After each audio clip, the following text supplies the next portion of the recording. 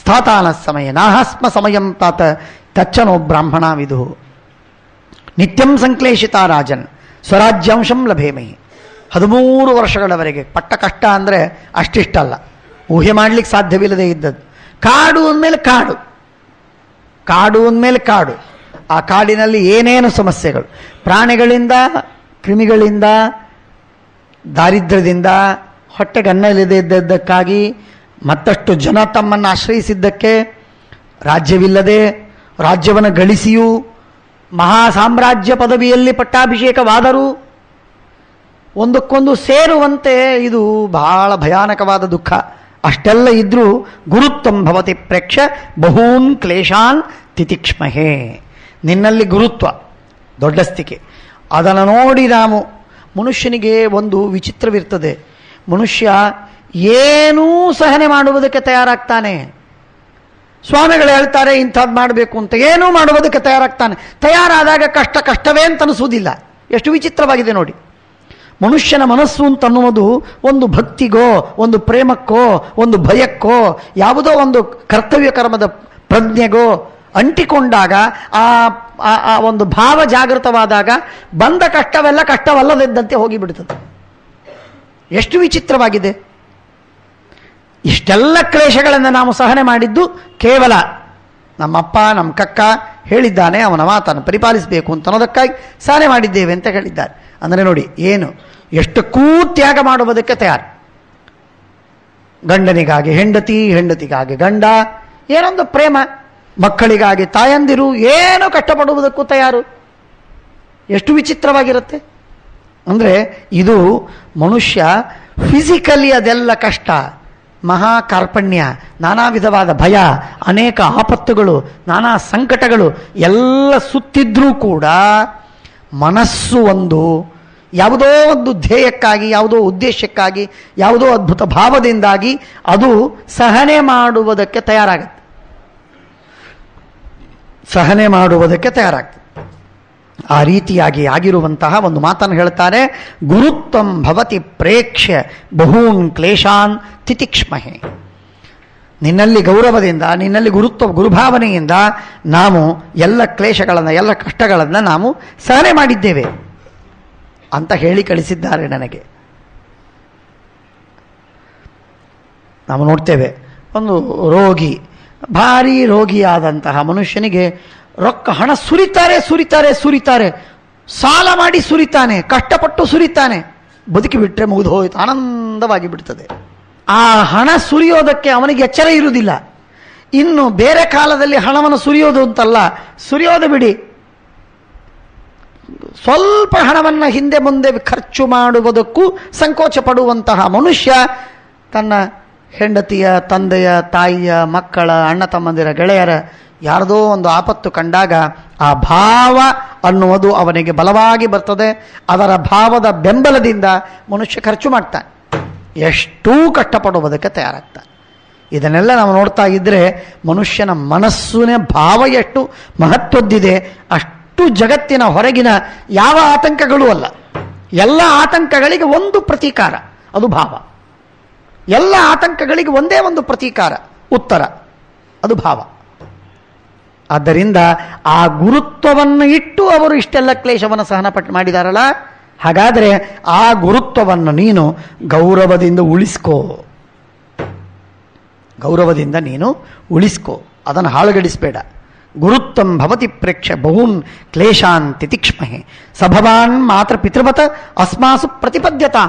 ಇವತ್ತು ನಮ್ಮ ತಾಯಿಯಂತೆ ಧೃತರಾಷ್ಟ್ರನಾಗಲಿ, ನಮ್ಮ ತಾಯಿ ಆಗಿದ್ರೂ ಕೂಡ ಆ ತಾಯಿಗೆ ಸ್ವಾತಂತ್ರ್ಯವಿಲ್ಲ, ಆದ್ದರಿಂದ ನನಗೆ ಪ್ರೇಮವಿಲ್ಲ, ಲಾಭವಿಲ್ಲ, ಸುಖ ಸಿಗ್ತಾ ಇಲ್ಲ. ಆದ್ದರಿಂದ ಸ್ವಾತಂತ್ರ್ಯ ಧೃತರಾಷ್ಟ್ರ ಅವನು ನಮಗೆ ತಾಯಿಯಂತೆ, ತಂದೆಯಂತೆ ನಮ್ಮನ್ನು ಕಾಪಾಡಲಿ, ಸಾಕು. ಗುರೋರ್ಗರೀಯಸೆ ವೃತ್ತಿ ಯಾಚ ಶಿಷ್ಯಸ್ಯ ಭಾರತ. ನಾವು ನಿಮ್ಮಲ್ಲಿ ಗೌರವದಿಂದ ನೀನು ನಮ್ಮ ಕಕ್ಕ ಅಂತ ಹೇಳಿ ಭಾವಿಸಿ ನಾವು ಹಾಗೆ ಇರುವುದಕ್ಕೆ ತಯಾರಿದ್ದೇವೆ. ಅದಕ್ಕೆ ತಕ್ಕಂತೆ ನೀನು ರೆಸಿಪ್ರೊಕೇಟ್ ಮಾಡಬೇಕು. ನೀನು ನೀನು ನಮ್ಮಲ್ಲಿ ಅಷ್ಟು ಪ್ರೀತಿ ವಿಶ್ವಾಸ ಸ್ನೇಹದಿಂದ ನಮ್ಮ ಜೊತೆಗಿದ್ದದ್ದಾದರೆ ನಾವು ಇರುವುದಕ್ಕೆ ತಯಾರಿದ್ದೇವೆ. ಪಿತ್ರ ಸ್ಥಾಪಿತವ್ಯಾಹಿ ವಯಮುತ್ಪಥಮಸ್ಥಿತಃ. ತಪ್ಪು ದಾರಿ ಹಿಡಿದರೆ ನೀನು ನಮಗೆ ಮಾರ್ಗವನ್ನು ತೋರಿ ಸರಿಯಾದ ದಾರಿಗೆ ನಮ್ಮನ್ನು ತರಬೇಕು. ನೀನು ಸಂಸ್ಥಾಪಯ ಪತಿಶ್ವಸ್ಮಾನ್ ತಿಷ್ಠ ಧರ್ಮೇ ಸುವರ್ತ್ಮನಿ.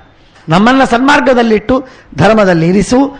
ನೀನು ಸ್ವಯಂ ಸನ್ಮಾರ್ಗದಲ್ಲಿ ಧರ್ಮದಲ್ಲಿ ಇರು.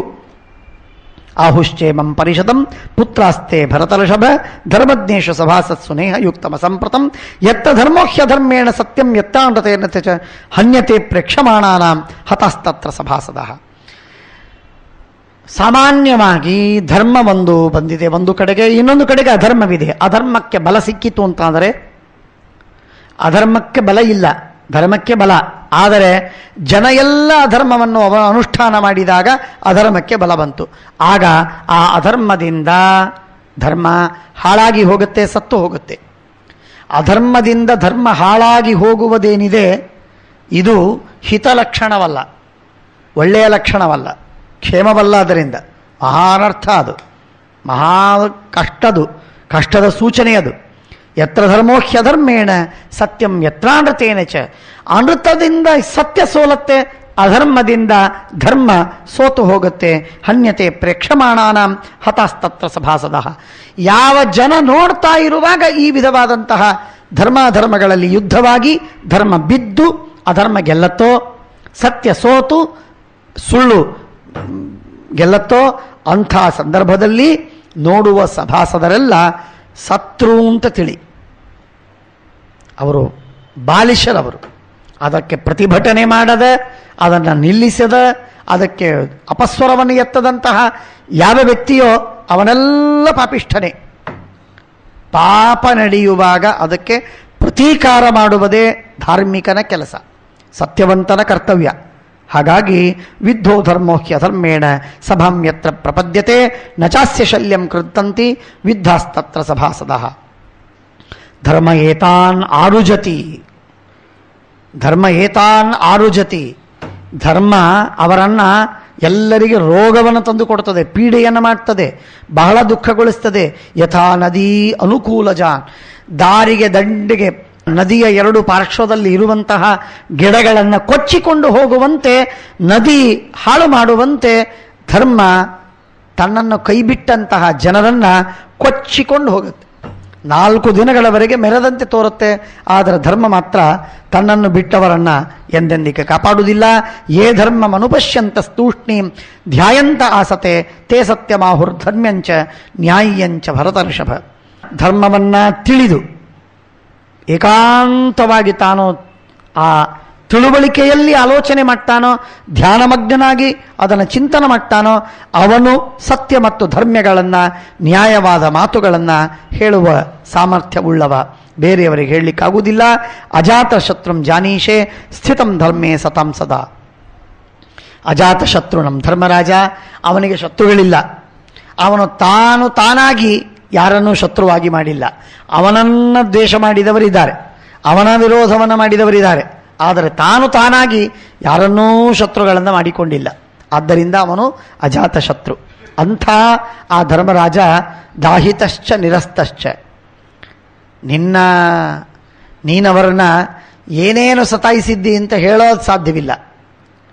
ಒಂದಲ್ಲ ಎರಡಲ್ಲ, ಅವರಿಗೆ ವಿಷ ಕೊಟ್ಟು ಅವರನ್ನು ಸುಟ್ಟಾಕುವ ಪ್ರಯತ್ನ ಮಾಡಿದೆ, ಅವರನ್ನು ಕಾಡಿಗೆ ಅಟ್ಟಿದೆ, ಅವರನ್ನು ರಾಜ್ಯವಿಲ್ಲದಂತೆ ಮಾಡಿದೆ, ಜೂಜಾಟದಲ್ಲಿ ಸೋಲಿಸಿದೆ, ರಾಕ್ಷಸರ ಬಾಯಿಗೆ ಹೋಗುವಂತೆ ಮಾಡಿದೆ, ಕಾಡಿಗೆ ಹೋದರು, ಅಜ್ಞಾತವಾಸಕ್ಕೆ ಹೋದರು. ಈಗ ರಾಜ್ಯಭ್ರಷ್ಟರಾಗಿ ಅಲಿತಾ ಇದ್ದಾರೆ. ಉಪಪ್ಲವ್ಯ ನಗರದಲ್ಲಿ ಮನೆ ಮಾಡಿದ್ದಾರೆ. ಇಷ್ಟಿದ್ರೂ ಅವರಿಗೆ ರಾಜ್ಯ ಕೊಡುವ ಮಾತಿಲ್ಲ, ಸುದ್ದಿ ಇಲ್ಲ. ನೀನು ಸತ್ಯವಂತನಲ್ಲ, ನಿನ್ನಲ್ಲಿ ಧರ್ಮ ಇಲ್ಲ, ನಿನ್ನಲ್ಲಿ ಅವರಿಗೆ ನಂಬಿಕೆ ಉಳಿದಿಲ್ಲ. Breach of faith. ಆದ್ದರಿಂದ vote of no confidence. Democracy ಇದ್ದರೆ ಭಾಳ ಸುಲಭವಿತ್ತು. ಡೆಮಾಕ್ರಸಿ ಇರಲಿಲ್ಲ, ಅದಕ್ಕಾಗಿ ಇಷ್ಟೆಲ್ಲ ಸಮಸ್ಯೆ ಆಯಿತು. ಡೆಮಾಕ್ರಸಿ ಇದ್ದರೆ ಸುಲಭವಾಗ್ತಿತ್ತೋ ಕಷ್ಟವಾಗ್ತಿತ್ತೋ ಗೊತ್ತಿಲ್ಲ. ಯಾಕಂದರೆ 11% ಆಚೆ, 7% ಈಚೆ. 7 ಅಕ್ಷೌಹಿಣಿ ಸೈನ್ಯ ಈಚೆ, 11% 11 ಅಕ್ಷೌಹಿಣಿ ಸೈನ್ಯ ಆಚೆ. ಹಾಗಾಗಿ ಅಜಾತ ದಾಹಿತಶ್ಚ ನಿರಸ್ತಶ್ಚ ತ್ವಾಮೇವೋಪಾಶ್ಚಿತ ಪುನಃ ಇಂದ್ರಪ್ರಸ್ಥಂ ತ್ವಯೈವಾಸವು ಸಪುತ್ರೇಣ ವಿವಾಸಿತ. ಡೆಮಾಕ್ರಸಿ ಎಲ್ಲಿಯವರೆಗೆ ಒಳ್ಳೆಯದು ಅಂದರೆ ವಿವೇಕಿಗಳು ಕೆಲಸ ಮಾಡುವವರೆಗೆ ಒಳ್ಳೆಯದು. ವಿವೇಕಿಗಳು ಕೆಲಸ ಮಾಡದೆ ಅವಿವೇಕಿಗಳೇ ಪುಟ ಎದ್ದು ಕೆಲಸ ಮಾಡ್ತಾ ಇದ್ದರೆ ಆಗ ಡೆಮಾಕ್ರಸಿಯಲ್ಲಿ ಏನು ಅರ್ಥವಿಲ್ಲ. ಆ ಡೆಮಾಕ್ರಸಿ ಅದು ಕೇವಲ ಮೋಸ. ಅದು ಬುದ್ಧಿವಂತ ಸಾಕ್ರೆಟಿಸ್ ಹೇಳಿದ, ಬುದ್ಧಿವಂತ ತತ್ವಜ್ಞಾನಿ ರಾಜನಾಗಬೇಕು ಅಂತ ಹೇಳಿದ ಸಾಕ್ರೆಟಿಸ್. ತತ್ವಜ್ಞಾನಿ ರಾಜನಾಗಬೇಕು ಅಂತ ಹೇಳಿದ. ಇಂದ್ರಿಯ ನಿಗ್ರಹವಿದ್ದವ ರಾಜನಾಗಬೇಕು ಅಂತ ಹೇಳಿದೆ ಚಾಣಕ್ಯ. ಹೀಗೆ ಪ್ರಾಚೀನರು ಬಹಳ ಅದ್ಭುತವಾದ ನಿಯಮಗಳನ್ನು ಬರೆದರು. ಅದನ್ನು ನಮ್ಮ ಸೌಕರ್ಯಕ್ಕಾಗಿ ನಾವು ಅದನ್ನು ಬದಲಾಯಿಸ್ಕೊಂಡ್ವಿ. ಅದರ ಕಷ್ಟವನ್ನೂ ಅನುಭವಿಸುವ ಪಾಡು ನಮಗೇನು ತಪ್ಪಿಲ್ಲ. ಕ್ಷತ್ರಧರ್ಮಾದಮೇಯಾತ್ಮ ನಚತ್ವಾಂ ಅತ್ಯವರ್ತತೆ. ನೋಡಿ, ಸತತ್ರ ಇಂದ್ರಪ್ರಸ್ಥಂ ತ್ವಯೈವಾಸೌ ಸಪುತ್ರೇಣ ವಿವಾಸಿತಃ. ಮಕ್ಕಳಿದ್ದ ಸಹಿತನಾಗಿ, ತಮ್ಮಂದಿರಿಂದ ಸಹಿತನಾಗಿ ಧರ್ಮರಾಜನನ್ನು ನೀನು ಪೂರ್ಣವಾಗಿ ಹೊರಹಾಕಿದೆ, ರಾಜ್ಯದಿಂದ ದೂರ ಅಟ್ಟಿದಿ. ದೂರ ಅಟ್ಟಿದಾಗ ಹೋಗಿ ಇಂದ್ರಪ್ರಸ್ಥದಲ್ಲಿ ಇದ್ರು, ಮನೆ ಮಾಡಿ ರಾಜ್ಯವನ್ನು ಕಟ್ಟಿಕೊಂಡ್ರು.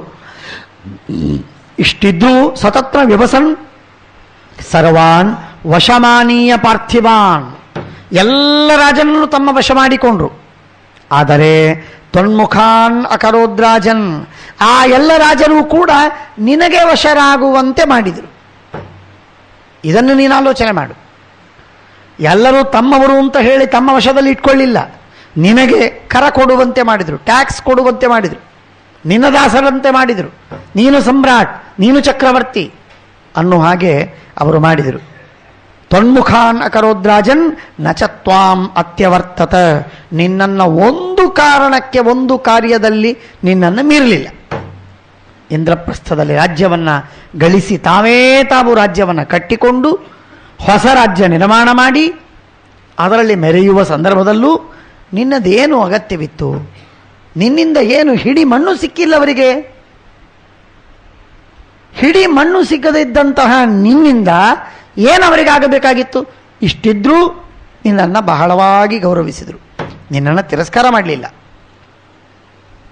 ಹೀಗಿರುವಾಗ ನೀನು ಆಲೋಚನೆ ಮಾಡು. ಕ್ಷತ್ರಧರ್ಮ ಸತಾಂ ಅವಸ್ಥಾಂ ಸಂಪ್ರಾಪ್ಯ ಕೃಷ್ಣಾಂ ಪ್ರೇಕ್ಷ ಸಭಾಗತಾಂ. ಇಷ್ಟಿದ್ರೂ ಅವರಲ್ಲಿ ಕಪಟ ಇಲ್ಲ, ಅವರಲ್ಲಿ ಜಿಮ್ಮ ಇಲ್ಲ, ಅವರಲ್ಲಿ ಮೋಸವಿಲ್ಲ, ಅಧರ್ಮವಿಲ್ಲ, ಅಸತ್ಯವಿಲ್ಲ, ತಿರಸ್ಕಾರವಿಲ್ಲ, ಔದ್ಧತ್ಯವಿಲ್ಲ, ಧಾರ್ಷ್ಟ್ಯವಿಲ್ಲ, ಯಾವ ದೋಷಗಳಿಲ್ಲ. ಇಂಥ ಉತ್ತಮರಾಗಿರುವಂತಹ ಆ ಜಾತಿಯ ಜನ 5 ಜನ ಆ ಪಾಂಡವರನ್ನು ನೀನು ಪೀಡಿಸಿದು ಅಂತಂದರೆ ಇತಿಹಾಸದ ಪುಟಗಳಲ್ಲಿ ಹಿಂದೆ ಇನ್ನು ಮುಂದೆ ಎಂದೆಂದಿಗೂ ಆಗದಿದ್ದಂತೆ ಮನೆಯ ಸೊಸೆಯನ್ನ, ರಾಜರ ಮಡದಿಯನ್ನ, ಹಿಂದೆ ಪಟ್ಟಾಭಿಷೇಕವನ್ನು ಮಾಡಿಸಿಕೊಂಡಂತಹ ಹಸಿ ತಲೆಯ ದ್ರೌಪದಿಯನ್ನ ಕೂದಲು ಎಳೆದು ತರಿಸಿ ಸಭೆಯ ಮಧ್ಯದಲ್ಲಿ ಅಗೌರವ ಮಾಡಿದಿ, ಹೀನಾಯವಾಗಿ ಅವಳನ್ನು ವ್ಯವಹರಿಸಿದೆ. ಎಷ್ಟು ಮಾಡುವುದಕ್ಕೂ ಹೇಸಿಗೆ ಪಡೆದ ನಿನ್ನ ಈ ಸ್ವಭಾವ ನೋಡಿದರೆ ಆಶ್ಚರ್ಯವಾಗತ್ತೆ. ಕ್ಷತ್ರಧರ್ಮಾದಮೇಯಾತ್ಮ ನಾಕಂಪತ ಯುಧಿಷ್ಠಿರ. ಇಷ್ಟಾಗಿಯೂ ಕೂಡ ಚಲಿಸಲಿಲ್ಲ. ತಾನು ಮಾಡಬೇಕಾದ ಕರ್ತವ್ಯವನ್ನು ಮಾಡಿದನೇ ಹೊರತು ನೀವೆಲ್ಲ ಯಾರು, ನೀವು ಬುದ್ಧಿಗೇಡಿಗಳು ಅಂತ ಹೇಳಿ ನಿಮ್ಮನ್ನು ಅಳಿದು ಹಳಿದು ತುಳಿದು ದೂರ ಹೋಗಲಿಲ್ಲ. ಅವನು ತನ್ನ ರಾಜ್ಯವನ್ನು ಆಳ್ತೇನೆ ಅಂತ ಹೇಳಿ ಮಾಡಲಿಲ್ಲ. ತಾವು ಜೂಜಾಟದ ಯಾವುದೋ ಮೋಸದ ನಿಯಮಕ್ಕೆ ಅಂಟಿಕೊಂಡು ಆ ಮೋಸದ ನಿಯಮವನ್ನು ಸತ್ಯವಂತರಾಗಿ ಪಾಲಿಸಿದರು. ಇದು ಅದ್ಭುತವಾದ ಧರ್ಮರಾಜನ ಸತ್ಯವಂತಿಕೆ. ಅದೆಲ್ಲ ಯಾಕೆ? ನಿನ್ನ ಮಾತಿನಲ್ಲಿರುವ ಶ್ರದ್ಧೆ. ಅದಕ್ಕಾಗಿ ನೀನು ಅದಕ್ಕೆ ಸರಿಯಾಗಿ ರೆಸ್ಪಾಂಡ್ ಮಾಡಬೇಕಾದದ್ದು ನಿನ್ನ ಕರ್ತವ್ಯವಾಗಿದೆ, ಮರಿಬೇಡ. ಕ್ಷತ್ರಧರ್ಮಾದಮೇಯಾತ್ಮ ನಾಕಂಪತ ಯುಧಿಷ್ಠಿರ. ಕ್ಷತ್ರಧರ್ಮದಿಂದ ಕಂಪಿಸಲಿಲ್ಲ, ಚಲಿಸಲಿಲ್ಲ, ದೂರವಾಗಲಿಲ್ಲ, ಅಸತ್ಯವನ್ನು ಅವಲಂಬಿಸಲಿಲ್ಲ. ಅಹಂತು ತವ ತೇಷಾಂಚ ಶ್ರೇಯ ಇಚ್ಛಾಮಿ ಭಾರತ. ಅವನಿಗೂ ನಿನಗೂ ಹಿತವಾಗಲಿ, ಶ್ರೇಯಸ್ಸಾಗಲಿ, ಒಳಿತಾಗಲಿ ಅಂತ ನಾನು ಅಪೇಕ್ಷೆ ಪಡ್ತಾ ಇದ್ದೀನಿ.